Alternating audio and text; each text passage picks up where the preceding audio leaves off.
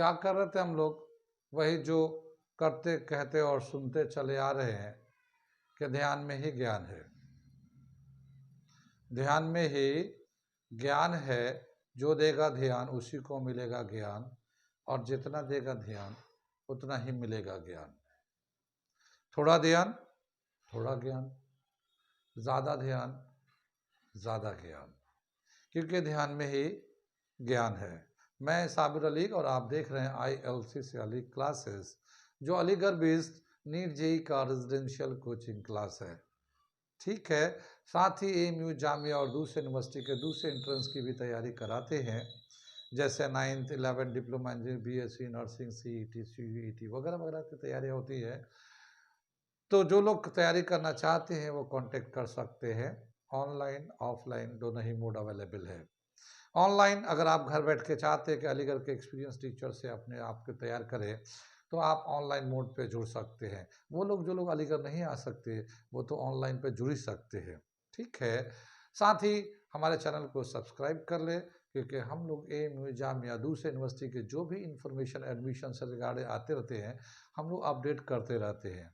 बहुत दफ़ा ऐसा होता है कि आपको पता नहीं होता, आप किसी के चैनल को सब्सक्राइब किए हुए नहीं थे, तो आपको पता भी नहीं चलता लास्ट डेट कब निकल गया, कब टेस्ट हो गया, कब फॉर्म आया, कब गया। तो इसकी वजह से क्या होता है कि आप बाद में जब लास्ट डेट निकल जाता है तो आपको खबर करते हैं, पूछते हैं कि भाई लास्ट डेट फॉर्म कब आएगा, क्या होगा। पता ही यहाँ चला कि यहाँ तो फॉर्म वॉर्म भर के लास्ट डेट कब का निकल चुका है। फिर आपका साल चला जाता है।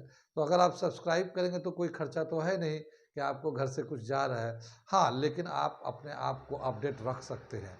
यूनिवर्सिटी के सारे इन्फॉर्मेशन आपको ऑटोमेटिकली आते रहेंगे। तो आप हमारे चैनल को सब्सक्राइब कर लें। ठीक, अभी हम लोग का पिछले क्लास में उन्होंने किया था QC एंड KC का कंपेयर कर रहे थे। QC reaction coefficient and KC equilibrium constant का हम लोगों ने कंपेयर कर रहे थे, और उसको उन्होंने बहुत सारी बातें बताई उसमें। लेकिन एक पिक्चर के एक डायग्राम से दिखाना है, एक ग्राफ से दिखाना है, तो वो रह गया है।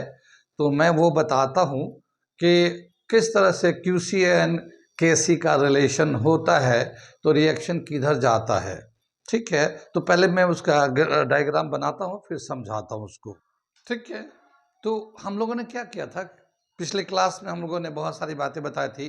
QC बताया था, QC एंड KC बताया था। QC में क्या बताया था, वो रिएक्शन क्वेश्चन कहलाता है। ये QC को बोलते हैं रिएक्शन क्वेश्चन। क्या मतलब होता है रिएक्शन क्वेश्चन का, कि जब कोई एक रिवर्सिबल रिएक्शन चल रहा होता है, तो हम लोग किसी भी इंस्टेंट पे रिएक्टेंट का कंसंट्रेशन, प्रोडक्ट का कंसंट्रेशन लेते हैं, चेक करते हैं कितना भी रिएक्टेंट का कंसंट्रेशन, कितना प्रोडक्ट का कंसंट्रेशन है, और उसका QC निकालते हैं। जिस तरह से इक्विलिब्रियम कांस्टेंट का रिलेशन लिखते हैं, सेम उसी तरह से लिखते हैं।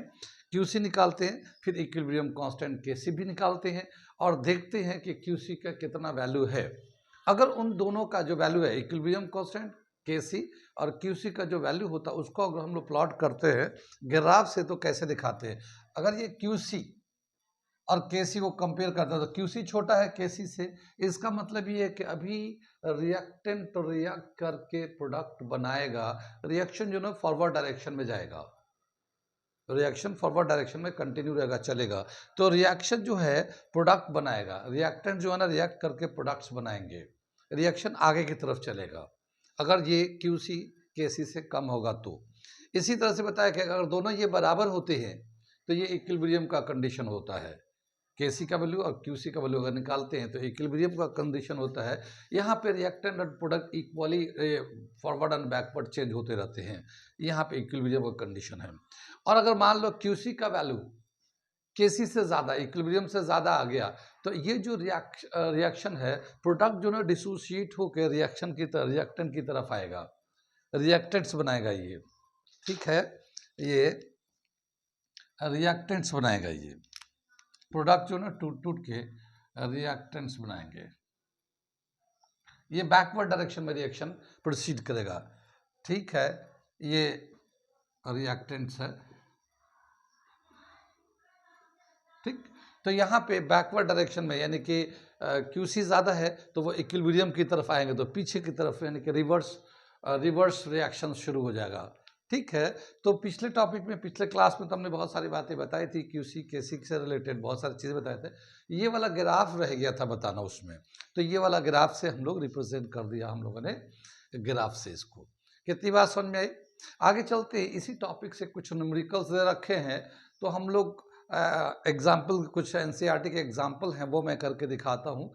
मैं लिखता हूँ फिर करके समझ कर दिखाता हूँ मैं एनसीईआरटी का, ठीक है। ये एक क्वेश्चन दे रखा है, प्रॉब्लम नंबर 7.7 एनसीईआरटी बुक में है, ये इक्विलिब्रियम में दे रखा हमारा। क्वेश्चन क्या दे रखा मैं पढ़ता हूँ, समझाता हूँ, फिर करके बताता हूँ ये क्या है। ये क्या दे रखा, the value of K C for the reaction 2A gives B plus C, B and C, यानी कि 2A जो है जब रिएक्ट करता है या डिसोसिएट होता है तो B एंड C का प्रोडक्ट बनाता है, और KC का जो वैल्यू है वो है 2 × 10⁻³ at a given time. The composition of the mixture is concentration of A is equal to concentration of B is equal to concentration of C is equal to 3 × 10⁻⁴ molarity, capital M, in which direction reaction will proceed। यानी कि एक हमारा reaction दे रखा है, उसका केसी का value दे रखा है, वो है 2 × 10⁻³ और एक टाइम पे जो कंसंट्रेशन लिया गया ए बी सी का वो लिया गया है 3 × 10⁻⁴। अब क्यूसी का वैल्यू निकालना है, और क्यूसी का वैल्यू निकालने के बाद ये बताना है कि वो जो रिएक्शन है वो फॉरवर्ड चलेगा, फॉरवर्ड प्रोसीड करेगा, बैकवर्ड प्रोसीड करेगा, या इक्विलिब्रियम पे है, ठीक है ना। तो उसको हम लोग देखते हैं, इसे हम लोग करते हैं, सोल्यूशन करते हैं इसका। यहाँ पे क्या दे रखा है, equilibrium constant K C, equilibrium constant Kc is equal to 2 × 10⁻³ ये इसका वैल्यू दे रखा है। At a given time, at a given time, ठीक है, Qc इज इक्वल टू, अगर हम लोग इस रिएक्शन को देखते हैं, इस वाले रिएक्शन को देखते हैं, तो product concentration of products of the concentration of products, ठीक है, ये हमारा B है, ये C है, दोनों का कंसंट्रेशन लेते हैं, मल्टीप्लाई कर देते हैं, और यहाँ कंसंट्रेशन ऑफ A लेते हैं और उस पर 2 का पावर लगा देते हैं, ठीक है। तो ये एक QC निकाल लें हम लोग, ये जो कंडीशन दे रखा है इस रिएक्शन के रिस्पेक्ट में, तो प्रोडक्ट का कंसंट्रेशन ऊपर लिखते हैं, रिएक्टेंट का कंसंट्रेशन नीचे लिखते हैं। जिस तरह से इक्विलिब्रियम लिखते थे वैसे ही इसमें भी लिखा हुआ है, इसी तरह से लिखते हैं। लेकिन जिस वक्त हमें ये एक टाइम, जिस टाइम पे हमें लेना है, उस टाइम में इनका जो कंसंट्रेशन दे रखा है ए बी सी का, वो दे रखा 3 × 10⁻⁴। तो ये वैल्यू डालते हैं, ये भी 3 × 10⁻⁴ है, ये भी 3 × 10⁻⁴ है, और इसके नीचे जो है ये भी 3 × 10⁻⁴ है, इस पे 2 का पावर है। कितनी बात समझ में?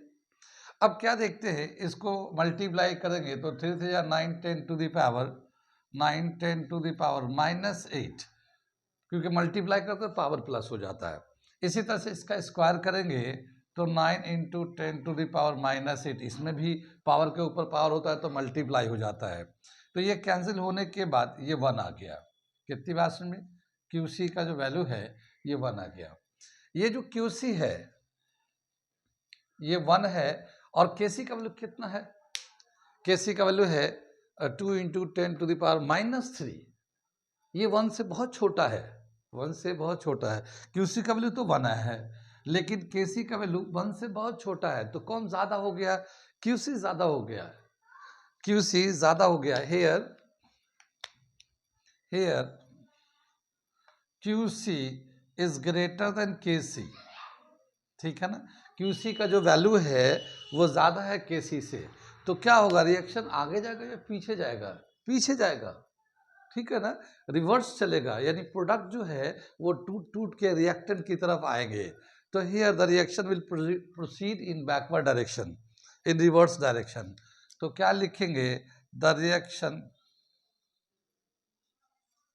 Will proceeds in reverse direction, reverse direction, ठीक है ना, या बैकवर्ड डायरेक्शन, बैकवर्ड डायरेक्शन, ये रिएक्शन चलेगा। कितनी बात समझ में, ठीक है।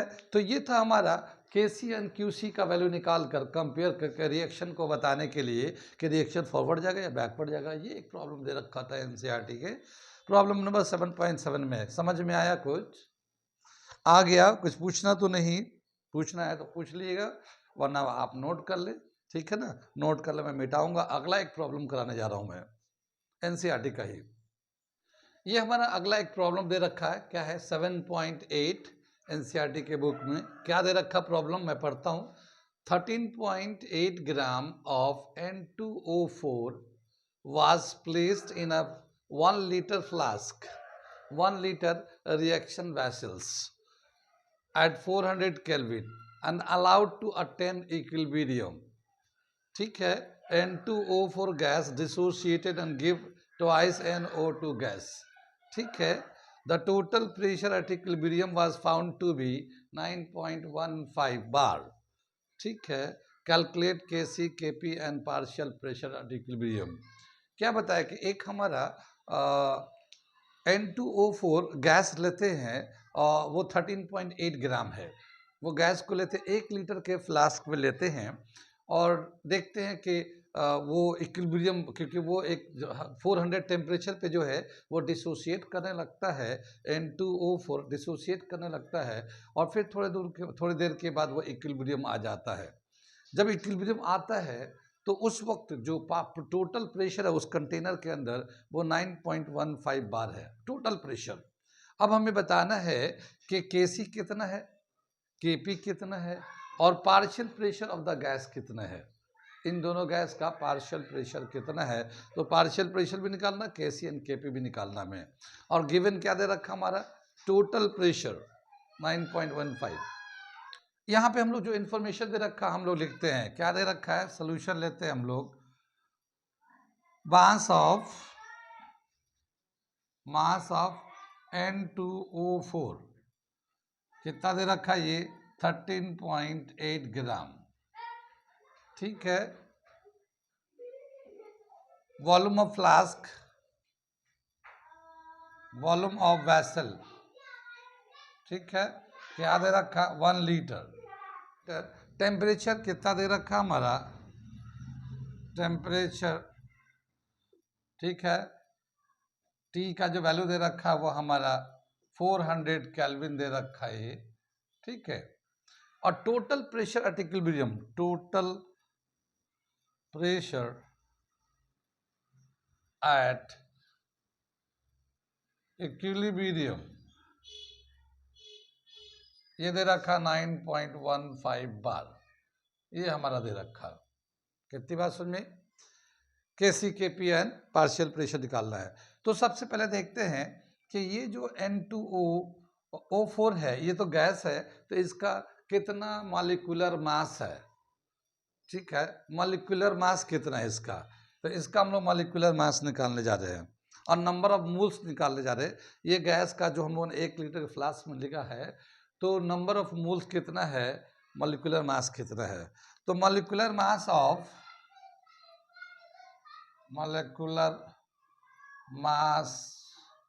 ऑफ N2O4 कितना हो जाएगा। नाइट्रोजन का जो एटॉमिक मास होता है वो 14 होता है, एक एटम का नाइट्रोजन का एटॉमिक मास होता है 14। तो यहाँ पे 2 है तो 14 × 2, ये तो नाइट्रोजन का कर लिया।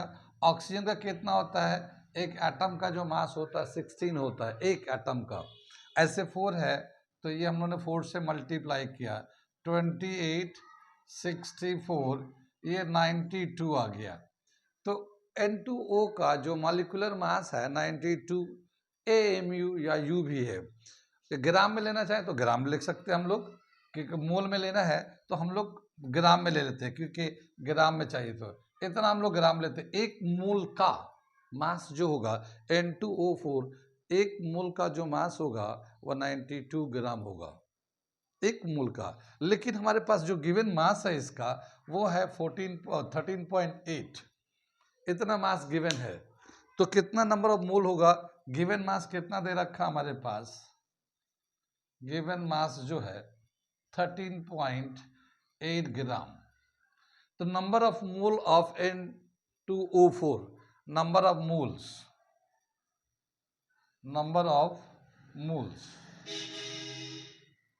ऑफ N2O4, ठीक है ना, गिवन मास अपॉन 13.8 अपॉन 92, इसको डिवाइड करेंगे हम लोग तो कितना आ जाएगा, ये आ जाएगा 0.15, 0.15 मोल्स, यानी इतना हम लोगों ने मोल्स लिया है, number of mole of N2O4 gas का। ठीक, इतनी बात समझ में आ गई। हम लोगों ने कैसे हम लोग नंबर ऑफ मोल निकाला, मॉलिक्यूलर मास ग्राम में लेते हैं तो वो 1 मोल के बराबर हो जाता है। अब यहाँ पे 1 मोल का इसका मॉलिक्यूलर मास निकाला 92 ग्राम है, तो 92 ग्राम अगर लेंगे तो 1 मोल होगा, लेकिन हमारे पास जो गिवन मास है वो 13.8 है, तो हम लोगों ने इसको मोल में कन्वर्ट करने, गिवन मास अपन मॉलिक्यूलर मास कहते हैं। तो गिवन मास है 13.8, मॉलिक्यूलर मास है 92, इसको डिवाइड करेंगे, नंबर ऑफ मोल 0.15 हो गया। अब हम लोग देखते हैं कि जिस वक्त हम लोग रिएक्शन शुरू करा रहे थे उस वक्त प्रेशर कितना था, ठीक है, प्रेशर कितना था, क्योंकि ये जो प्रेशर है, ये जो प्रेशर वो इक्विलिब्रियम के टाइम पे था। 9.15 बार जो प्रेशर है वो इक्विलिब्रियम जो था उस वक्त प्रेशर था, लेकिन जिस वक्त हम लोगों ने इस गैस को लिया था उस वक्त प्रेशर कितना था। कितनी बात समझ में? मैं क्वेश्चन को मिटाता हूं फिर आगे का समझाता हूं मैं, ठीक है। ये जैसे हमारा 1 लीटर का फ्लास्क था, 1 लीटर का फ्लास्क था, ये 1 लीटर का, और इसमें हम लोगों ने डाल दिया है, ये डाला हम लोगों ने N2O4 13.8 ग्राम, ठीक है ना, डाला है। तो अब इसका प्रेशर कितना होगा, टेम्परेचर इसका दे रखा, टेम्परेचर दे रखा 400 केल्विन का, ठीक है। तो प्रेशर कितना होगा, तो initial pressure of the vessel, initial pressure of the vessel, ठीक है। कैसे निकालेंगे, ये निकालने जा रहे हैं हम लोग, ठीक है। According to ideal gas equation, according to ideal gas equation, PV is equal to nRT, ठीक है, PV is equal to nRT। यहाँ पे P कितना हो जाएगा, nRT अपॉन V। यहाँ पे नंबर ऑफ मोल कितना है, 1.5, ये गैस जो लिया गया है इसका नंबर ऑफ मोल है ये 1.15, आर जो ना गैस कांस्टेंट होता है, और गैस कांस्टेंट का वैल्यू होता है 0.083, ठीक है, बार लीटर पर मोल पर केल्विन, ये इसका यूनिट है, बार लीटर पर मोल पर केल्विन। ये हमारा आर का गैस कांस्टेंट का था, और टेम्परेचर कितना है 400, ये हम लोग यहाँ पे टेम्परेचर लिख देते हैं 400 अपॉन ये जो वॉल्यूम था ये 1 था। कितनी बात समझ में? अब इसको हम लोग मल्टीप्लाई करते हैं, देखो 2 जीरो से इसे करेंगे तो 2 डेसिमल कैंसिल हो जाएगा, 4 से करेंगे 15 को तो 60 आ जाएगा। तो कितना आ जाएगा इसका प्रेशर, मैं इसको करता हूँ, ये तो आ जाएगा 60, 15 को इससे करेंगे 60 आ जाएगा, और इसको 0.083 करेंगे, ठीक है। और इसको जब मल्टीप्लाई करेंगे तो हमारे पास वैल्यू देगा ये 4.98 बार, 4.98 बार, ठीक है। इतना ये हमारा इनिशियल प्रेशर हो जाएगा इसका, इसको मल्टीप्लाई करेंगे हम लोग तो ये आ जाएगा। तो ये हमारा प्रेशर आ गया, ये हमें प्रेशर मिल गया कि अभी जो प्रेशर था जब रिएक्शन शुरू हो रहा था उस वक्त जो प्रेशर था वो 4.98 बार था, लेकिन इक्विलिब्रियम के वक्त जो प्रेशर है वो कितना है, इक्विलिब्रियम के टाइम पे जो प्रेशर था वो 9.15 था, ठीक है ना। प्रेशर कितना था इक्विलिब्रियम पे, 9.15 बार था, ठीक। अब हम लोग आगे बढ़ते हैं यहाँ से। अब हम लोग लिखते हैं कि जो रिएक्शन हुआ था, कैसे रिएक्शन प्रोसीड कर रहा था और कैसे उसका प्रेशर डिक्रीज किया, ठीक है ना। प्रेशर जो चेंज होता है वो उसका लिखते हैं, ये हम लोग लिख दिए यहाँ पे। यहाँ पे मैं देखता हूँ, यहाँ पे लिख देता हूँ, थोड़ा मिटाना पड़ेगा हमें, तो मैं यहाँ से थोड़ा सा मिटाता हूँ, बाकी पॉइंट को हम लोग लिख देते हैं। ये तो आप लोग नोट कर लो, इसको इतना नोट कर लो, फिर आगे ज़रूरत पड़ेंगे तो फिर हम बताते रहेंगे, लेते रहेंगे, ठीक है। अब चलते हम लोग देखते हैं इसके आगे का क्या है। देखिए प्रेशर एट इक्विलिब्रियम तो हम लोग का था 9.15 और इनिशियल प्रेशर जो है 4.98 बार, ये यहाँ पे हम लोग लिख दे रहे हैं, अभी आगे यूज करना है। अब क्या बताया कि जिस वक्त हम लोगों ने वो गैस को लिया, N2O4 गैस को लिया है, इनिशियल एट इनिशियल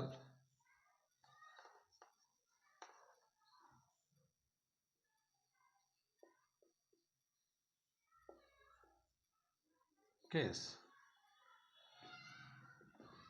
N2O4 ये जो गैस है ये डिसोसिएट होगा और ये NO2 गैस ये इस तरह से बनेगा इक्विलिब्रियम के वक्त। लेकिन इनिशियली जब इनिशियल कंडीशन में जब लिया था हम लोगों ने, इनिशियल केस में इसका जो प्रेशर था ये 4.98 बार था ये, ठीक है ना, इनिशियली। लेकिन इस वक्त ये चूंकि प्रोडक्ट नहीं था, जैसे जब कभी रिएक्शन शुरू होता है तो पहले रिएक्टेंट लेते हैं तो रिएक्ट करता है, उस वक्त प्रोडक्ट नहीं होता है, ठीक है। तो प्रोडक्ट का कोई भी कंट्रीब्यूशन नहीं होता। तो इस वक्त जिस वक्त हम लोग लिया है इनिशियल कंडीशन में, N2O4 का जो प्रेशर होगा वो 4.98 बार होगा, लेकिन प्रोडक्ट का कुछ प्रोडक्ट है ही नहीं तो कोई प्रेशर भी नहीं है, तो प्रेशर 0 ले लिया।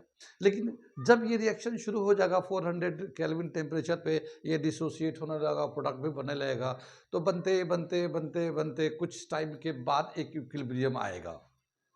क्या, तो रिएक्टेंट का जो कंसंट्रेशन था वो तो कम हो गया, तो उसका प्रेशर भी कम हो जाएगा, क्योंकि ये गैस था। रिएक्शन N2O4 जो जितना मोल था हमारा, उसका उतना मोल से तो कम हो जाएगा, तो उसका प्रेशर थोड़ा घटता जाएगा, घटता जाएगा, घटता जाएगा, लेकिन उधर प्रोडक्ट का प्रेशर बढ़ता जाएगा।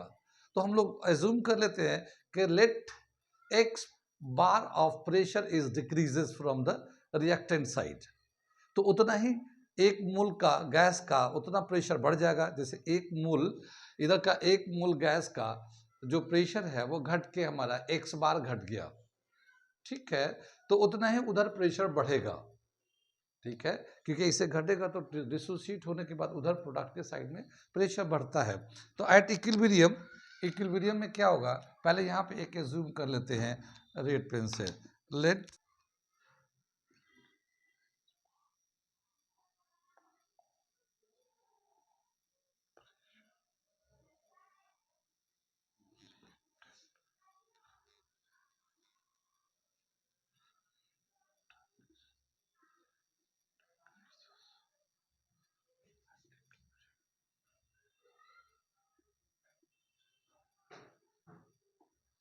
ठीक है, लेट x बार पर mole of pressure of reactant decreases at equilibrium. Equilibrium के वक्त रिएक्टेंट का पर मोल x बार प्रेशर डिक्रीज कर जाता है। तो एट इक्विलिब्रियम क्या हो जाएगा, एट इक्विलिब्रियम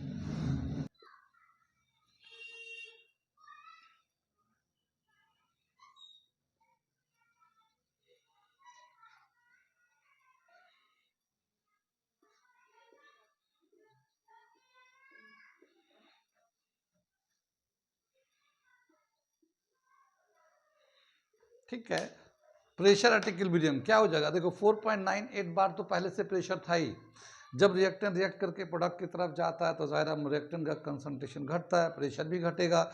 तो हम लोगों ने देखा कि x बार पर मोल डिक्रीज कर रहा, तो हम लोगों ने इसमें से 4.98 में से x का डिक्रीज माइनस कर दिया, तो इधर क्या होगा 2x बन गया। क्यों, क्योंकि इसमें 2 मोल है, एक मोल तो NO2 है और ये 2 है, तो एक NO2 बनेगा, फिर उसका प्रेशर x होगा, फिर दूसरा वाला NO2 बनेगा, उसका प्रेशर भी x होगा, तो 2x हो जाएगा इक्विलिब्रियम के टाइम पे।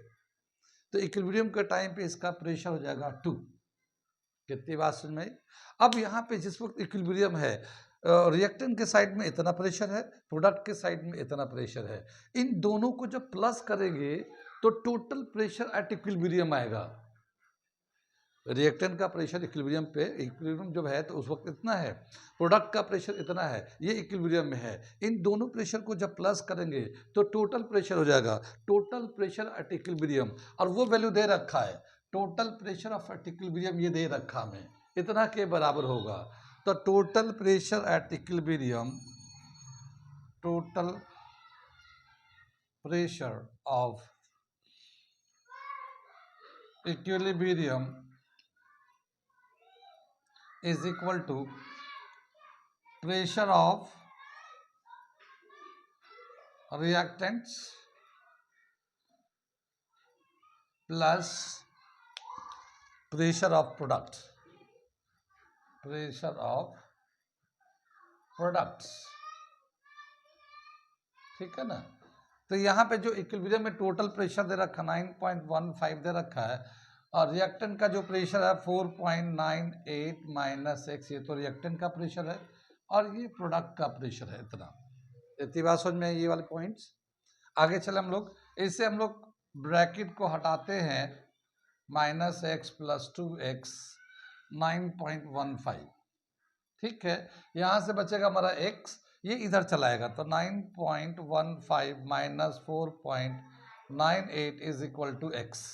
तो x का वैल्यू कितना जाएगा, इसमें से जब माइनस करेंगे हमें तो आ जाएगा हमारा 4.17। देखो 15 में से 8 गया 7, 0 में से 10 में से 9 गया 1, और ये बचेगा 8 में से 4 जाएगा, तो 4.18 बार ये x का वैल्यू आ गया, ये x का वैल्यू आ गया। यानी इक्विलिब्रियम पे जिस वक्त इक्विलिब्रियम है उस वक्त जो x जितना प्रेशर इसका बना है तो उसका जो प्रेशर हो रहा है x का वैल्यू आ रहा है 4.18, x का वैल्यू आ रहा है। तो इक्विलिब्रियम के टाइम पे जो प्रेशर होगा इस रिएक्टेंट का, उस प्रोडक्ट का, वो हम लोग कहते हैं पार्शियल प्रेशर। रिएक्टेंट का कितना प्रेशर है, प्रोडक्ट का कितना प्रेशर है, कितनी बात सुनी। तो हम लोग कैलकुलेट करने जा रहे हैं partial pressure of reactant N2O4 and partial pressure of N2 product NO2 product का प्रेशर निकालना चाहते हैं। यहाँ तक समझ में आए, ये नोट करिए, इसके आगे मैं लिखूंगा मिटा के। आगे दे रखा पार्शियल प्रेशर ऑफ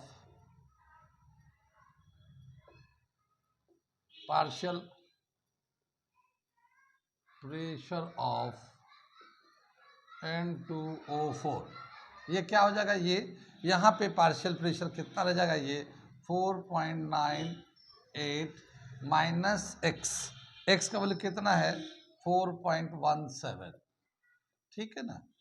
4.98 ये जो प्रेशर था उसमें से x का जो वैल्यू है यानी 4.17, इसको माइनस करते हैं तो ये आएगा 0.81 बार। तो एक इक्विलिब्रियम के टाइम में इसका जो प्रेशर होगा वो इतना होगा, इसका प्रेशर होगा 0.18, और पार्शियल प्रेशर ऑफ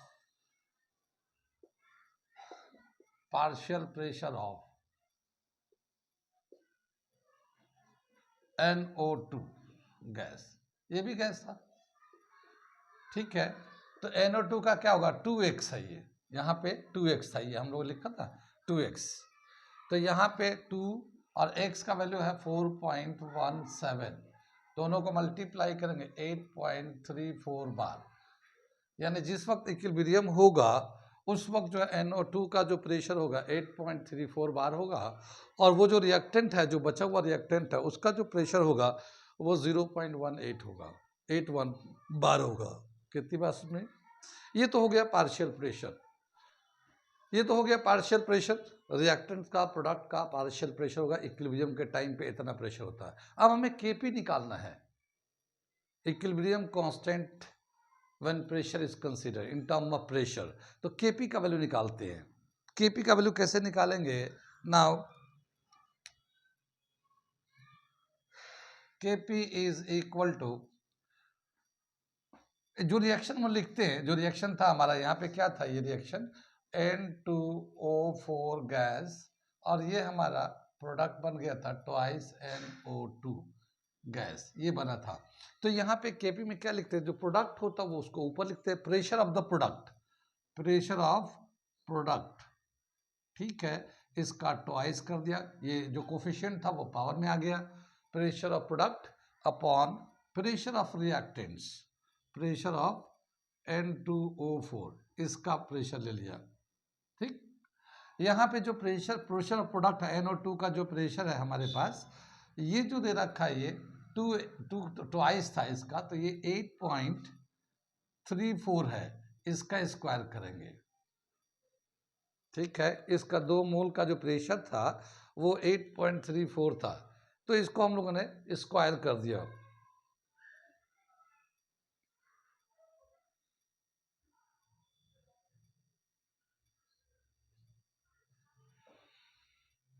स्क्वायर कर दिया, और यहाँ पे जो प्रेशर था इसका बचा हुआ 0.81, ये हमारा प्रेशर था रिएक्टेंट का। इसको अगर हम लोग सिंप्लीफाई करते हैं तो इसका जो वैल्यू आता है वह है 85.87 बार, ये केपी का वैल्यू आ गया, ठीक है ना, इतना प्रेशर आ गया केपी। ये तो हमारे पार्शियल प्रेशर आ गया था इन दोनों का, ये केपी का वैल्यू आ गया। अब जब केपी का वैल्यू आ गया तो हमें केसी का वैल्यू भी निकाल सकते हैं, क्योंकि केपी और केसी का आपस में एक रिलेशन होता है, तो वो मैं रिलेशन लिखने जा रहा हूँ। यहाँ तक समझ में आ रहा है, ये मिटा दे, इसे नोट करिए। पहले हम लोग केसी निकालने चलते हैं। क्या दे रखा है ये, KC, KP is equal to KC R T delta N, कितनी बात सुन में, ये एक रिलेशन होता है, केसी एंड केपी का रिलेशन होता है। केपी तो हमें वैल्यू दे रखा, आर गैस कांस्टेंट हम लोग जानते हैं, टेम्परेचर जानते हैं, ये delta N change in number of moles of product and reactants, कितना मोल ऑफ प्रोडक्ट्स बना है, कितना मोल ऑफ रिएक्टेंट्स बना है। तो यहाँ पे ये जो हम लोगों ने इक्वेशन लिखा है इक्विलिब्रियम के लिए, तो ये जो प्रोडक्ट बना है वो 2 मोल्स बने हैं, और रिएक्टेंट जो है ये 1 मोल लिया गया, क्वेश्चन में भी ऐसे लिखा हुआ है। तो डेल्टा एन जो होगा, डेल्टा एन 2 माइनस 1, यहाँ पे प्रोडक्ट का नंबर ऑफ मोल 2 है, रिएक्टेंट का 1 है, तो ये 1 आ जाएगा। तो डेल्टा एन का वैल्यू भी हमारा यहाँ पे आ गया।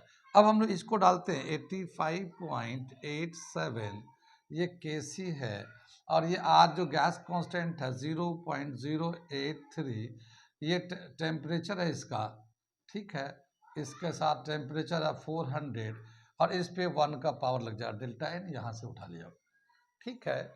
केसी का जो वैल्यू आएगा, केसी इज इक्वल टू 85.87, ये नीचे आ जाएगा, इसको जब हम लोग मल्टीप्लाई करेंगे तो ये 00 से मल्टीप्लाई करेंगे तो ये 8.3 आ जाएगा, 4 3 जा 12, 1 8 4 8 जा 32 133, ठीक है।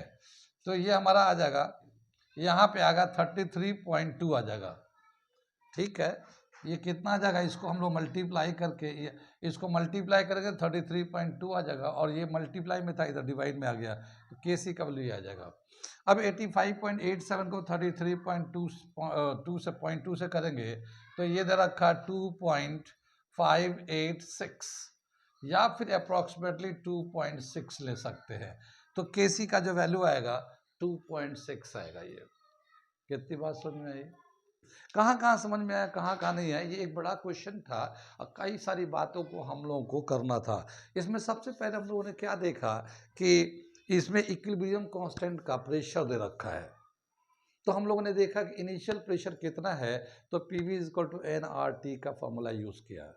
पी निकालना था प्रेशर, वॉल्यूम जो जिसमें यूज़ किया था 1 लीटर का फ्लास्क था, number of mole of the gas कितना, N2O4 गैस कितना हुआ, तो given mass upon molecular mass निकाल लिया था। गिवन मास था 13.8, मॉलिक्यूलर मास था 92, उसे डिवाइड किया 0.15 आ गया था, इतने मोल तो आ गए थे उस गैस का।